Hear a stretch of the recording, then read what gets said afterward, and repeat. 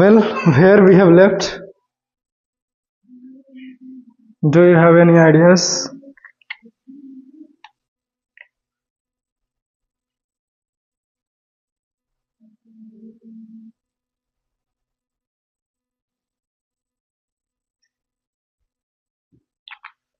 Question number कितना था?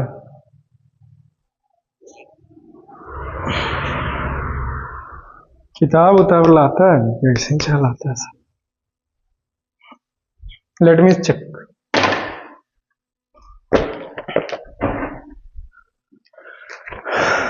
ख्याल आया. लास्ट क्वेश्चंस जो कि इंटेक्स्ट था बुक के बीच से, राइट? ओके. सबमरीन्स वाला, हाँ एक ही क्वेश्चन है ये तो. इंफ्रासाउंड वाला अल्ट्रासाउंड वाला हो गया. Page number 172, question number 1. This is our next question, right? Let us C.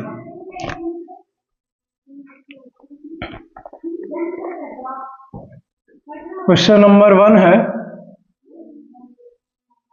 A submarine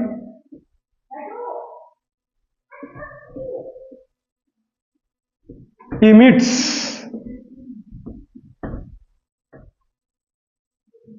a sonar pulse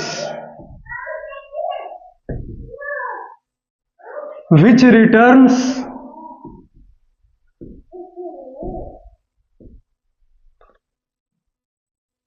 from an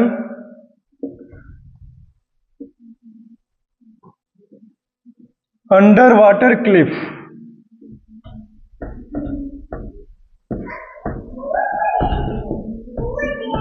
Water cliff in 1.02 second.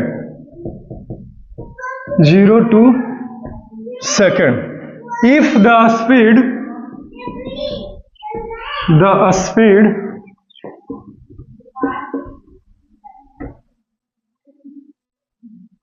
of sound in salt water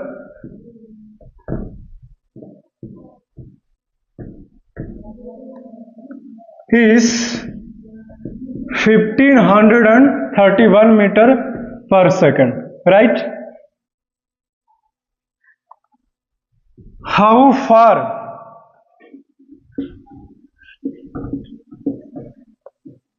away is the cliff?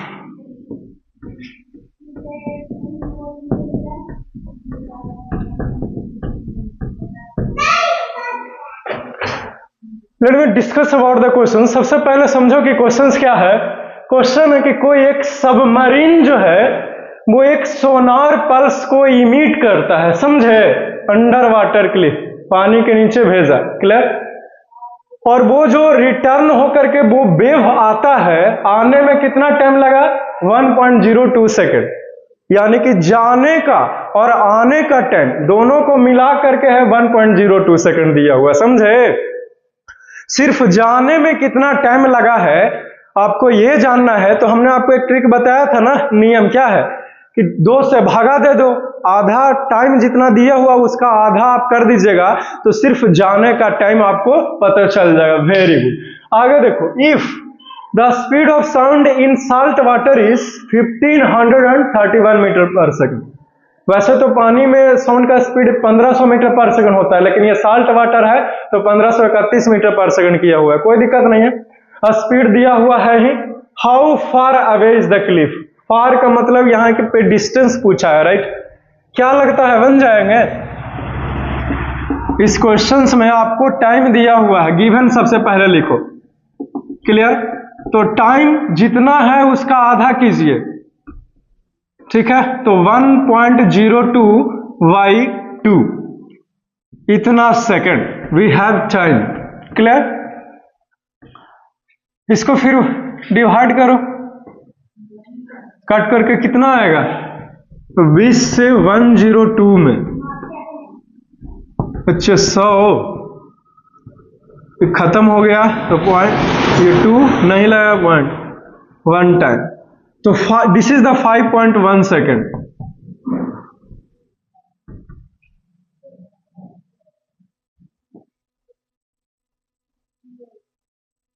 ठीक।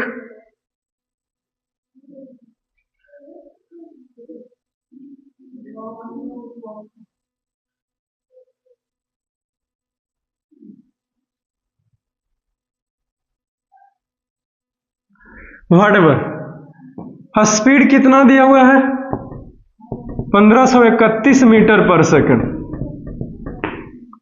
Distance पूछा है no बराबर what, हम लोग जानते हैं कि S बराबर डिस्टेंस अपॉन में time, it means distance is equal to speed into time, right.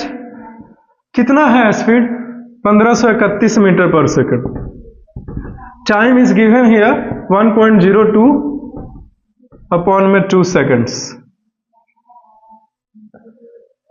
इसको सोल्व करो, इससे डिवाइड करो। 1531 7 टाइम्स 1416 टाइम्स 2 खत्म, 1 5 खत्म हो गया, 0.5 टाइम्स।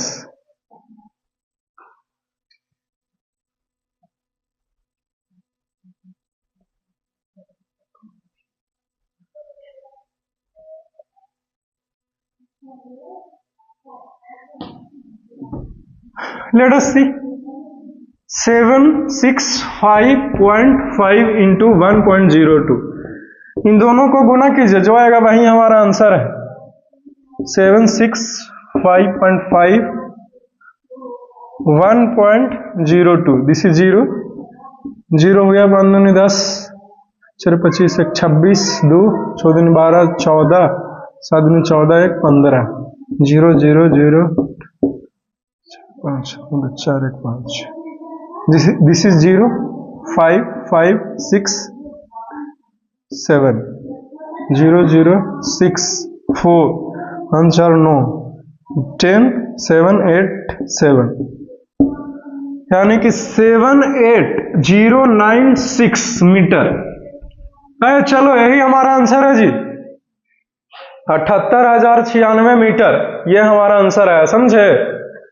तो वो क्लिफ कितना दूरी पर है सबमरीन से, तो 78,096 मीटर, खत्म हो गया।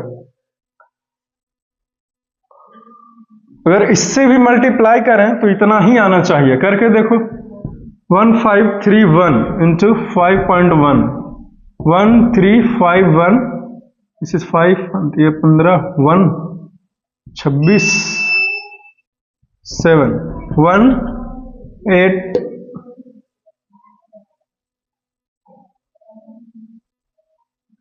10 78081। चलो लगभग सेम है आंसर, नहीं इतना मीटर इधर इतना मीटर सेम है, ये भी सही है ये भी सही है। क्लियर है, पॉइंट को आगे पीछे का 1 2 3 4 का नहीं लिया जाता है, पॉइंट के बाद का। क्लियर, 0 है 81 है और ये 96, बस यही ना, तो थोड़ा सा का नहीं लेते हैं हम लोग, ठीक।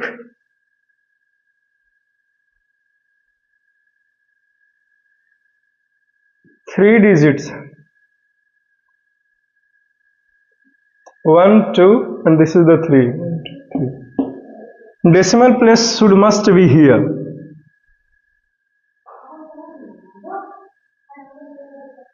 और यहां पे ये होगा, अब सही है। चलो लिख लिया, मिटा है।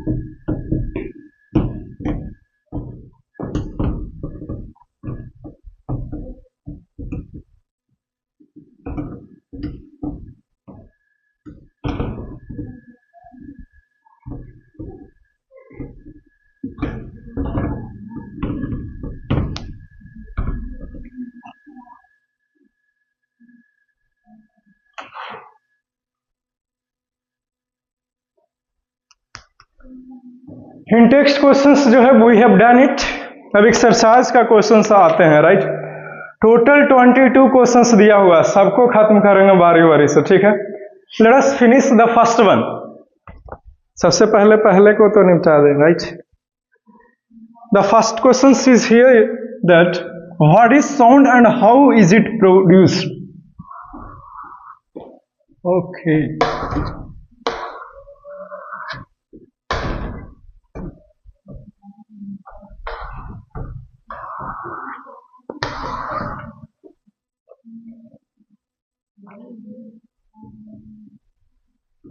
एक्सरसाइजेस है ये, उठ तो गया, मुझे लग ही रहा था कि कुछ तो दिक्कत है।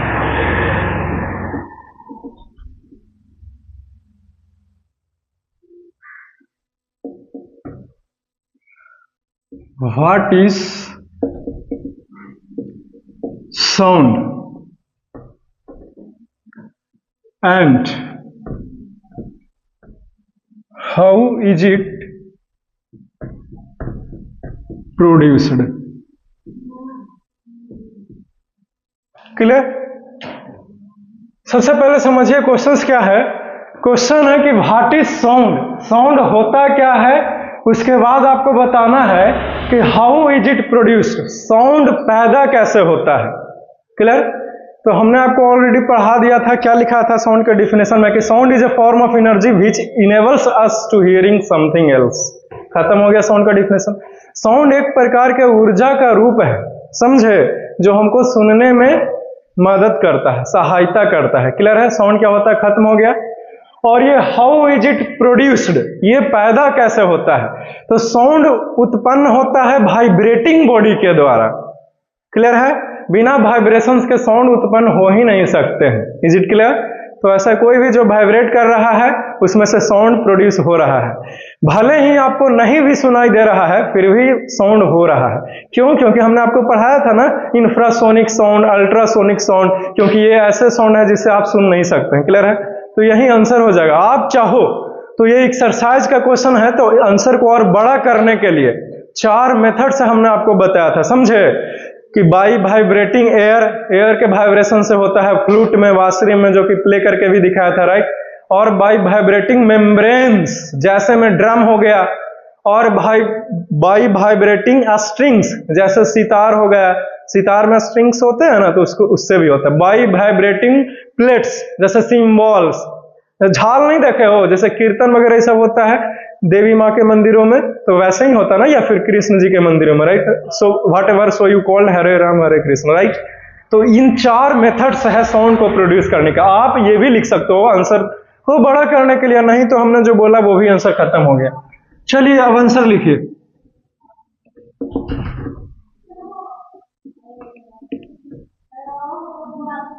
A sound is a form of energy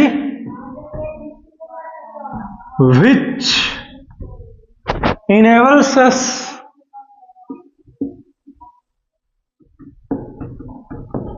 to hear। Clear. अब ये प्रोड्यूस्ड कैसे होता है। Sound is produced by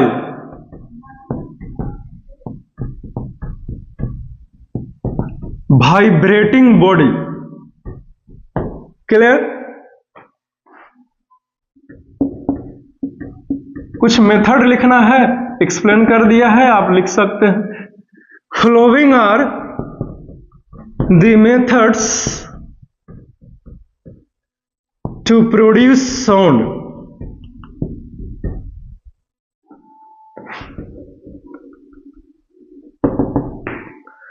The first one is by vibrating air in flute। Flute को हिंदी में बांसुरी बोलते हैं, याद रखिएगा या भूल जाइएगा। The next one, by vibrating a string in sitar, and the third one, that is the by vibrating membrane. Cell membrane की बातें नहीं कर रहा, इन ड्रम। ड्रम देखे हैं ढोलक, उसमें एक पतला सा मेम्ब्रेन होता है चौदरा टाइप का, that is called as the membrane. And the last one, that is the by vibrating plates in cymbals. झाल जिसको बोलते हो जी, पता नहीं क्या बोलता है तुम लोग हिंदी में, झाल, ऐसे ऐसे। क्लियर है? चलो ये खत्म हो गया, पहला क्वेश्चन खत्म होता है, इसको लिख लीजिए, फिर नेक्स्ट क्वेश्चन में मूव करते हैं। क्लियर? Okay, very nice. मिटा दें?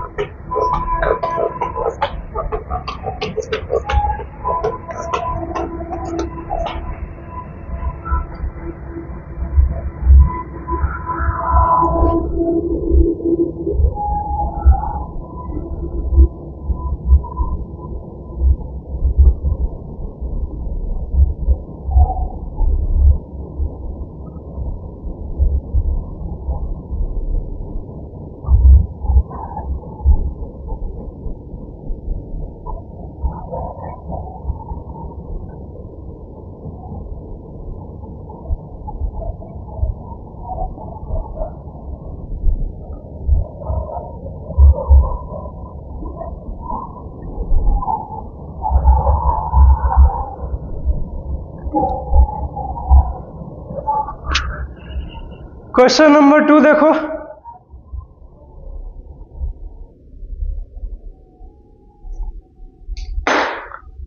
Describe with the help of a diagram.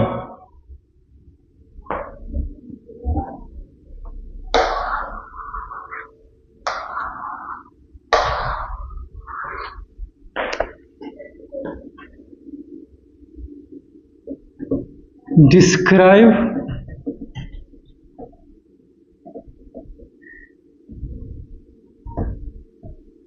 with the help of a diagram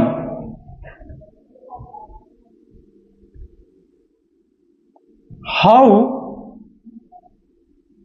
compressions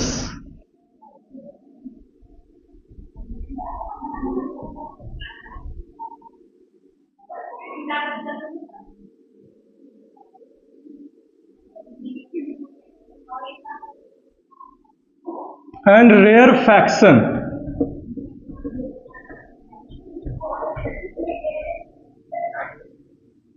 are produced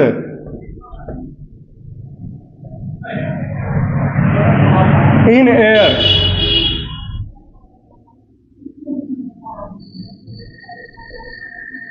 near a source of sound.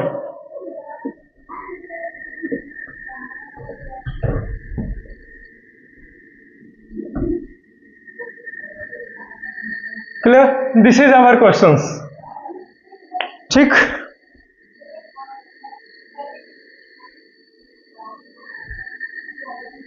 Question को समझो कि क्वेश्चन है क्या। क्वेश्चन है कि describe with the help of a diagram. Diagram यानी कि figure के मदद से आपको बताना है कि how compression and rarefactions are produced in air near a source of sound. कि जब भी कहीं से आवाजें आती है या कहीं से भी आवाजें पैदा हुआ हो तो आपको फिगर के माध्यम से बताइए कि वहां के आसपास के एयर जो है वो उसमें कैसे कंप्रेशन और रेयरफैक्शन का निर्माण होता है। जैसे फॉर एग्जांपल मैं ही यहाँ पे बोल रहा हूँ कॉन्टिन्यूसली, तो जब मैं बोल रहा हूँ तो मेरे आसपास के जो एयर है जहां तक हमारी आवाज जा रही है वहां तक जो है वो कैसे एयर में डिस्टरबेंस पैदा हो रहा है एक कंप्रेशन और एक रेयरफैक्शंस के रूप में, इसी को एक्सप्लेन करना है। Clear? This is our questions. So let us see the answer.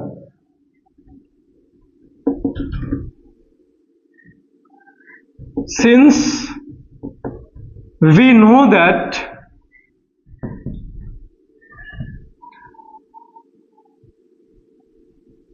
sound wave in air is a longitudinal wave,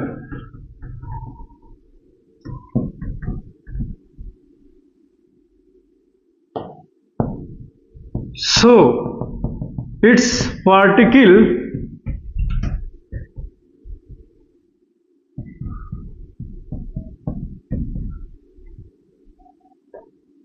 vibrates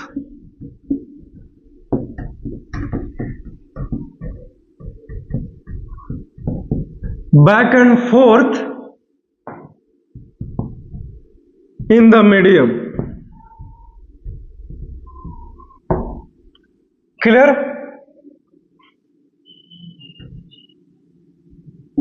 When the particles comes closer, then it formed a compression,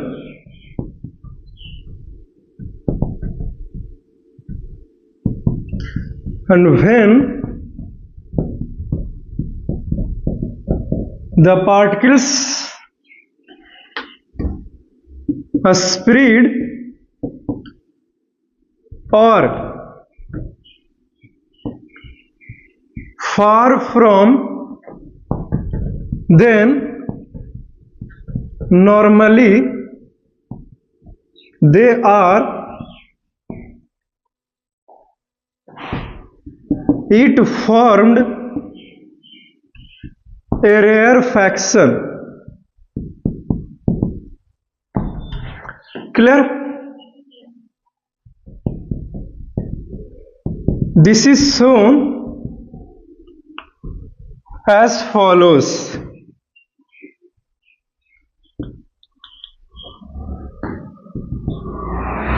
कुछ इस तरह से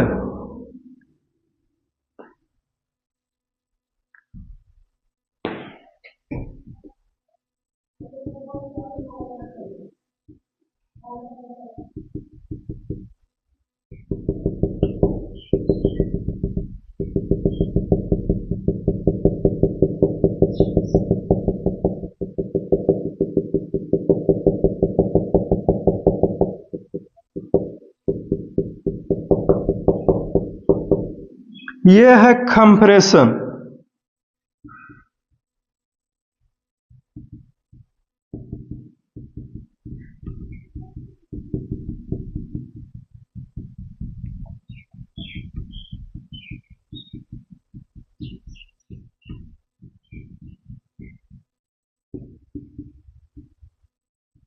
ठीक,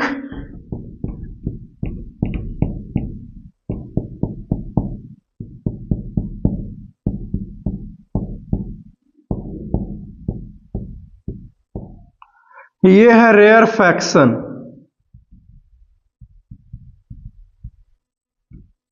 clear?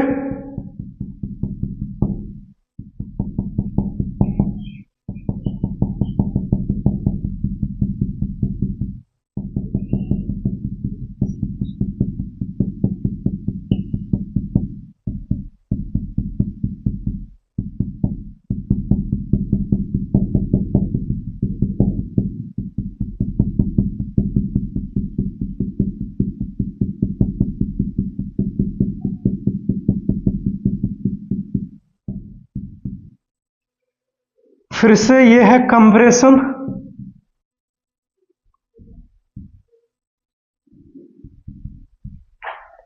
और ये है rarefaction.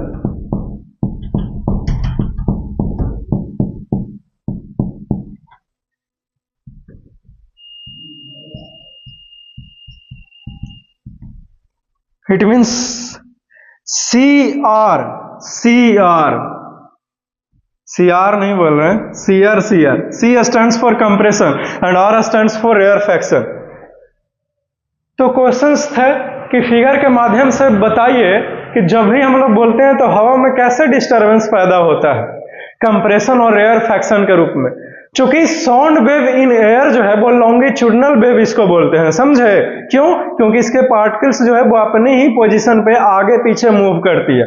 तो जब आगे की ओर मूव की तो सारा का सारा एयर जो है वो सट गया, पास आ गया। जब आगे टेल आई तो फिर ये कंप्रेशन का निर्माण करता है। कंप्रेशन क्या है? तो वेव्स का वह पार्ट है जहां पे पार्टिकल्स जो है वो ज्यादा मात्रा में है, और फिर जब ये फिर से पीछे रुके आई तो फिर से यहाँ पे गैपिंग हो गया, तो ये रेयरफैक्शन। जब पार्टिकल्स दूर दूर रहे तो रेयरफैक्शन, फिर कंप्रेशन, फिर rarefaction.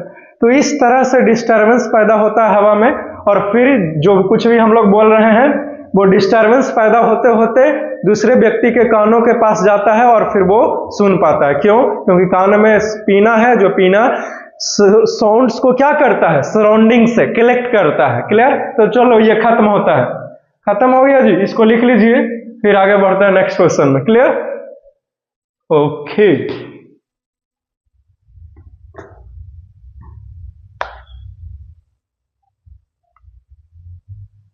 Have you written this? Can I erase it?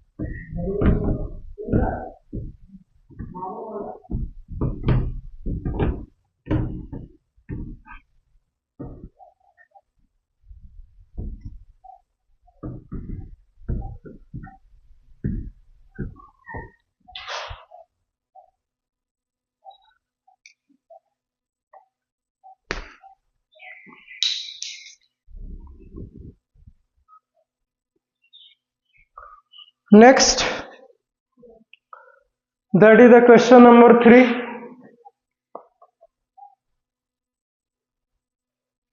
Cite an experiment to show that sound needs a material medium for its propagation. Cite की जगह पर राइट होगा, नहीं? राइट ठीक लग रहा है मेरे को।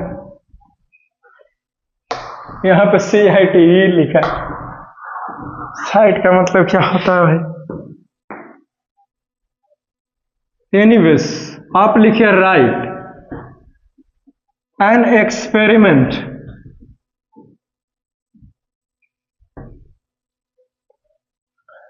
टू शो दैट, सूखा नहीं ना है, सूखागा तब ना बढ़िया से लिखाएगा।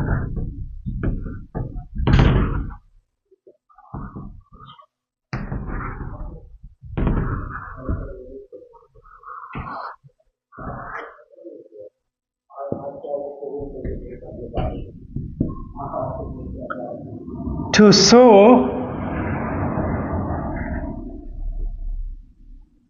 that sound needs a material medium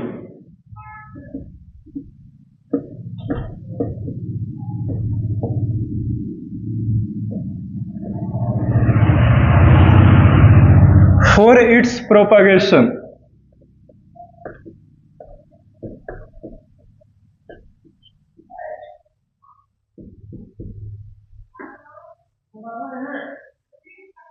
Full stop. This is our questions.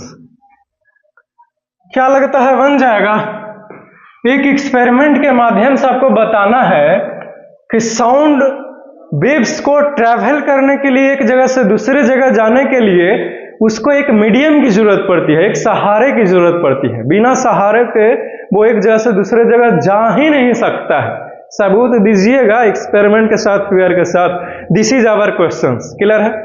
तो याद है हमने आपको बेल जार वाला पढ़ाया था कि एक बेल को हमने क्या किया है, दो अलग अलग कंटेनर में रखा शीशे के। एक ऐसे शीशे के कंटेनर में बेल जार को रखा जिसमें हवा है, और उसके अंदर जब बेल बजी तो हमें सुनाई दिया। और फिर से हमने क्या किया, एक दूसरे ऐसे ग्लास बॉक्स में रखा जिसमें हवा नहीं था, वैक्यूम पंप से निकाल लिए थे। ठीक है? तो उसमें जब बेल बजा तो हमें कोई भी साउंड सुनाई नहीं दिया। क्यों? क्योंकि कोई भी मीडियम था ही नहीं, एयर था ही नहीं, क्योंकि वैक्यूम पंप से निकाल न लिए थे जी। तो जब एयर था ही नहीं, कोई लेके जाने वाला था ही नहीं, इसीलिए न साउंड आया और न ही हमें सुनाई दिया। तो इज इट क्लियर? तो इन दोनों फिगर को लिख करके बारी बारी से लिख लेंगे कि एक में एयर नहीं था तो नहीं आया। तो इस एक्सपेरिमेंट से हमें पता चलता है कि साउंड को एक मीडियम की जरूरत पड़ती है प्रोपेगेट करने के लिए, यानी कि ट्रैवल करने के लिए एक जगह से दूसरे जगह। क्लियर? तो ये आंसर हो गया। चलिए इसको लिख लीजिए। Let us set up an experiment. सबसे पहले फिगर ड्रॉ करो, फिर लिखना शुरू करेगा। क्लियर है?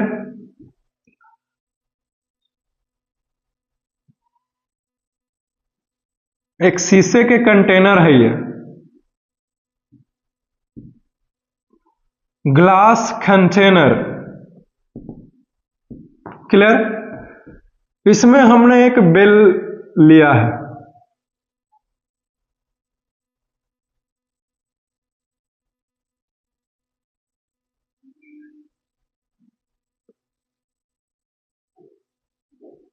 कुछ इस तरह से।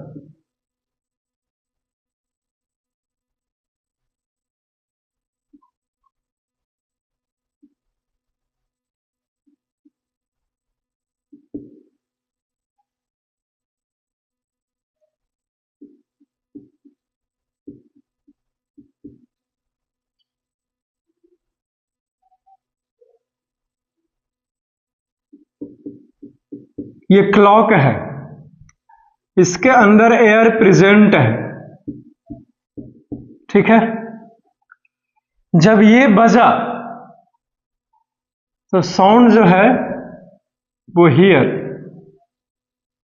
सुनाई दिया। क्लियर है? अब दूसरा सेटअप ले रहे हैं।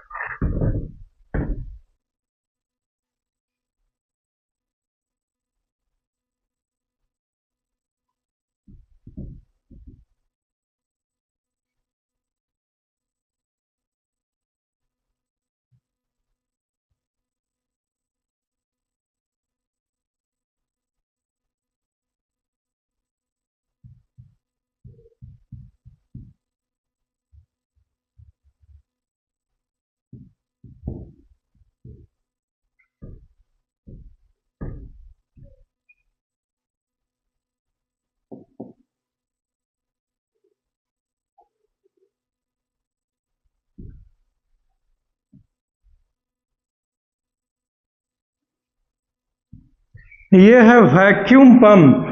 देखो ना, नो एयर, हवा है ही नहीं।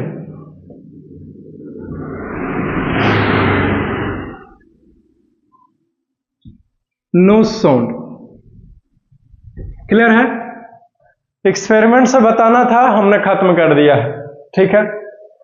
तो हमने क्या किया, इस एक्टिविटी को परफॉर्म करने के लिए, एक्सपेरिमेंट को परफॉर्म करने के लिए एक ऐसा ग्लास का कंटेनर लिए जिसमें एयर प्रेजेंट था, इसके अंदर रखे क्लॉक को जब ये बजा सुनाई दिया। क्यों? क्योंकि हवा था, हवा के सहारे से, ग्लास के सहारे से होते हुए फिर बाहर तो हवा ही हवा है, फिर हमारे कानों के पास आया, हमने सुन लिया। दूसरे ग्लास कंटेनर में हमने क्या किया, ये भी ग्लास कंटेनर ही है, इसमें हमने वैक्यूम पंप के थ्रू सभी एयर को रिमूव कर दिया। जब ये बजा तो कोई भी साउंड, नो साउंड, हमारे कानों के पास कोई भी साउंड नहीं है। इसका मतलब है कि साउंड को एक मीडियम की जरूरत पड़ती है। तभी तो नहीं आया जब ये बजा, तो कोई बोलेगा नहीं कि खराब हो गया सर, क्योंकि खराब नहीं है वो, समझे। चलिए लिख लीजिए, व्हेन रिंगिंग बेल लिखो, ज्यादा बढ़िया रहेगा, ठीक है।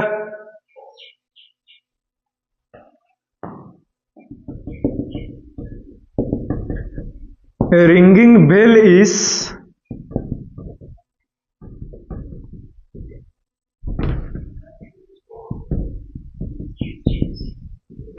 ring inside the glass container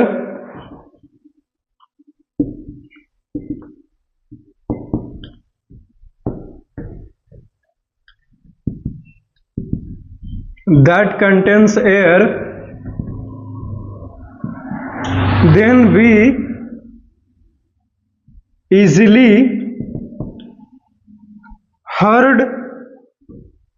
hear the ringing sound.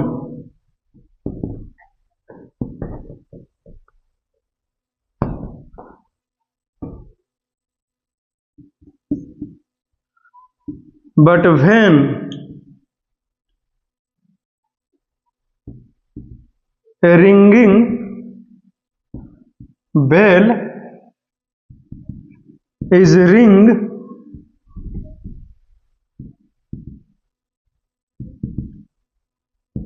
inside the glass container,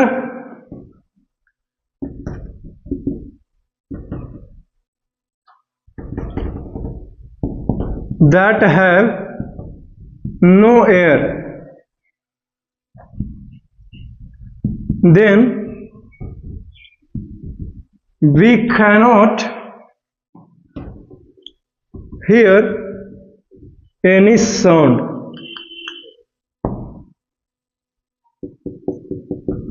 From the above experiment,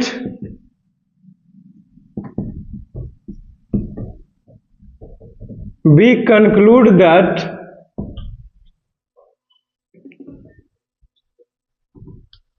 sound needs a medium material for their propagation.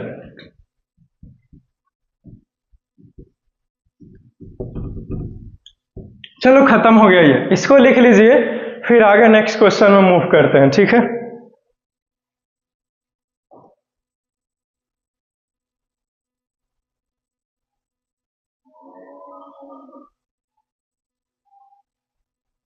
अगर लिख लिया हो तो क्या इसे मिटा दें? बोलिए जल्दी।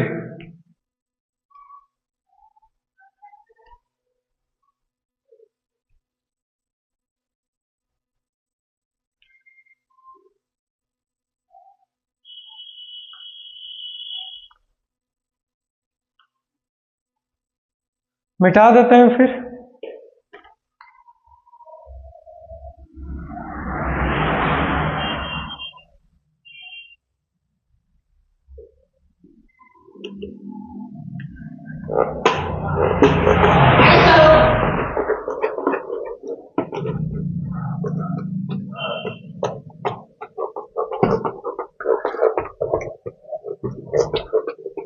पगला हो जाता लगता रह खाए से।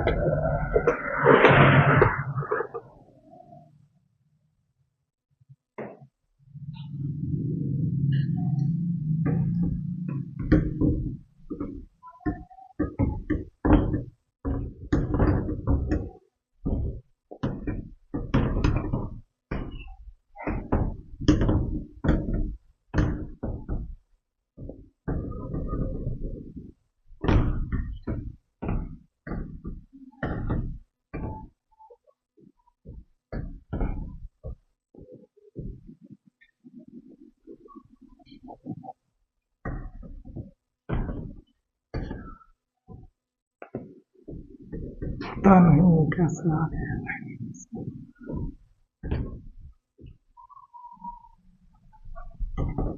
पहले तो नहीं था।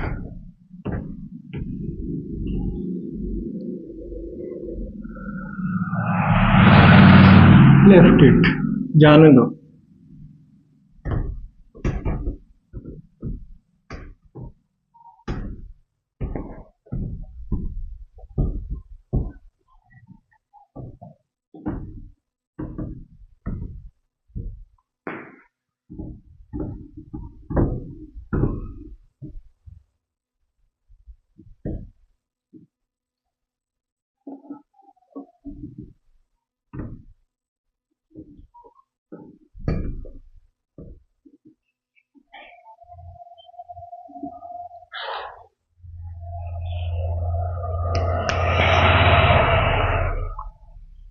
Next question number 4।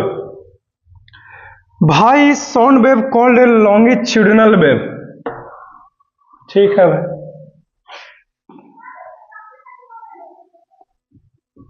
Late us see question number 4। भाई is sound wave is called a longitudinal wave।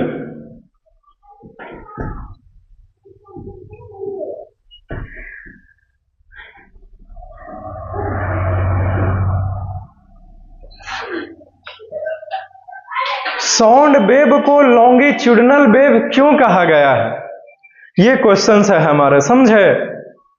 Answer देखिए, since a sound wave in air is called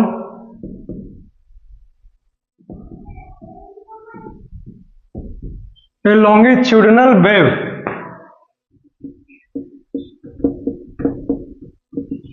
This is because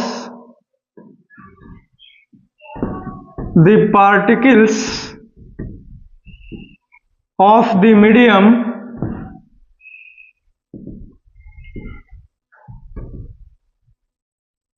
vibrates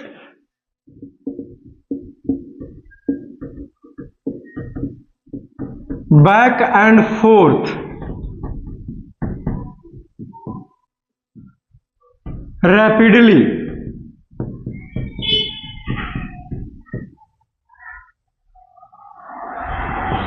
in a longitudinal wave।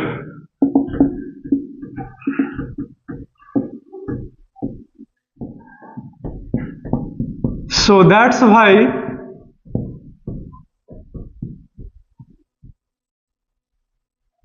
a sound wave is called a longitudinal wave। चलो खत्म हो गया जी, समझिए इधर। Sound wave in air है, उसको longitudinal wave कहते हैं। काहे कहते हैं? क्योंकि जो इसका पार्टिकल्स है वो आगे पीछे मूव करता है, यानी कि आगे पीछे मूव करते हुए सीधे चला जाता है। पार्टिकल्स उठ करके नहीं जाती है, बल्कि आगे पीछे मूव हुआ, फिर बगल वाले पार्टिकल्स को मूव किया, फिर बगल वाले को, फिर बगल वाले को, इस तरह से मूव करते करते सीधे रुके चले जाती है, समझे। तो आगे पीछे मूव किया, इसी के कारण हमने साउंड वेव को क्या कहा? लॉन्गिट्यूडिनल वेव कहा। क्लियर है? तो आंसर खत्म हो गया। हाँ, यही आंसर। ठीक, फिगर के माध्यम से देखिए, ये है डायरेक्शन ऑफ वेव। तो जब इसमें जो पार्टिकल्स मूव करेगा, पीकी हुई एक वेव है, तो directions of movement of particles जो है वो ए बी होगा। कुछ इस तरीके से मूव करेंगे। ये जो है वो direction of movement of particles. Clear? चलो ये खत्म हो गया। ठीक है, काहे लॉन्गिट्यूडनल वेव कहते हैं, समझ में आया ना?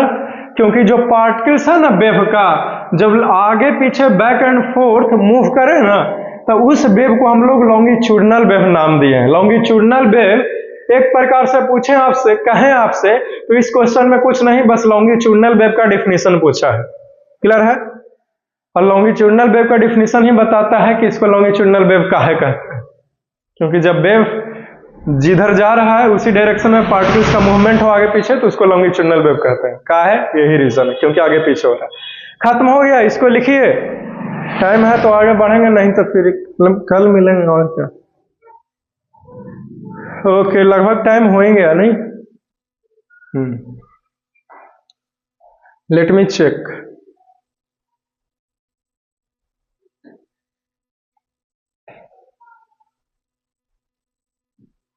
ठीक है, फिर तब इसको लिख लिया ना?